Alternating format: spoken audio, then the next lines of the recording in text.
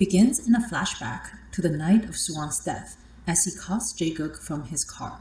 Jae-guk is confused by whatever Suwon is telling him, but the car crashes before Suwon can explain. In the present, Yoon is grappling with the news of Suwon's passing and questions all the resentment that she's held on to all these years. To make matters worse, Sono's popularity is on a steady decline, and the new line isn't selling after Yoon took the risk to release it in spite of the design theft. Yoon-ju, the celebrity who's apparently also a department store director, even downgrades Sono's storefront to a less desirable location along with all the domestic brands. CEO Hwan instructs Yoon to cut her losses with Sono and take over a licensing deal with an imported brand, Claire Marie, in order to boost sales. When her team receives the news, they are indignant about her easy acceptance of the dissolution of her brand and questions if she would really be okay with it. Mi-suk invites Yoon out for lunch after her husband Suho ignores her text to have lunch together. As they eat, Yoon breaks down and lets her know about Suwon's death. After lunch, Mi-suk goes to get a checkup,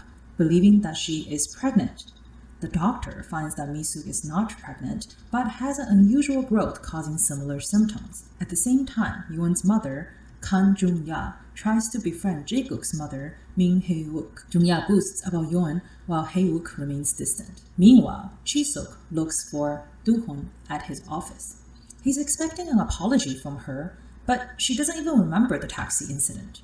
Her entire focus is on how to pursue Jae-guk. He asks how Yoon is doing on behalf of Jae-guk, and Chi-suk mistakes it for Do-hoon having a crush on Yoon. After finding out that Jae-guk is living with Do-hoon at the moment, Chi-suk invites herself to Do-hoon's apartment and proposes to help him date Yoon if he helps her date Jae-guk. Do-hoon doesn't bother to correct her false assumptions. She finds out about Jae-guk's infatuation with Yoon after snooping through his laptop and discovers the secret photos that he snapped of Yoon on the first shoot they did together. Chi-suk rushes over to Yoon's apartment to confront her, but gets distracted by the tower of boxes that Yoon has built. Turns out Yoon is cleaning out her old belongings and getting ready to move on from Sono. Chi-suk can't believe that Yoon is ready to move on so quickly and echoes Nari, asking if Yoon is really okay with abandoning Sono. This time, Yoon opens up about how devastated she is to dissolve the brand that she created, given the tireless effort she's poured into it all these years. Chi-suk reminds Yoon that she also had a lot of fun over the years and it's not just work for her. After Chi-suk leaves, without mentioning Jae-guk,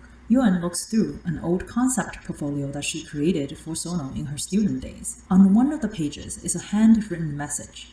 I hope one day your passion becomes a Sono. She has a flashback to when she told Suwon that Sono, meaning echo in Latin, would be the name of her first brand. She calls Jae-guk and requests that he takes her to visit Suwon's grave the next day. At Suwon's gravesite, Jae-guk has a flashback to a discussion he had with Suwon in Paris. Suwon must return to Korea and feels like he should break up with Yoon so that he doesn't hold her back. He mentions that their mother would not approve anyways, and he doesn't want to put Yoon through that. Jae-guk tells Suwon to let her make the choice instead. As they are leaving, Yoon speaks of how much she loved Suwon, even though their relationship only lasted 2 months. She draws clear boundaries between her and Jae-guk, stating that she only sees him as Suwon's brother now. Chi-suk's younger brother, Hwan Chi-hyung, arrives at the One. CEO Hwang wants Yoon to be his supervisor, putting him on the Claire Marie team with her. Instead, Yoon negotiates to stay with Sono for its few remaining seasons, in exchange for mentoring Chi-hyung. Yoon is leaving the office when Jae-guk comes up to her. As they stare into each other's eyes, we flash back to his time in Paris 10 years ago. He's asked to ghostwrite a student recommendation letter for Yoon. We learn that he's the one who wrote the handwritten message we saw in Yoon's concept portfolio.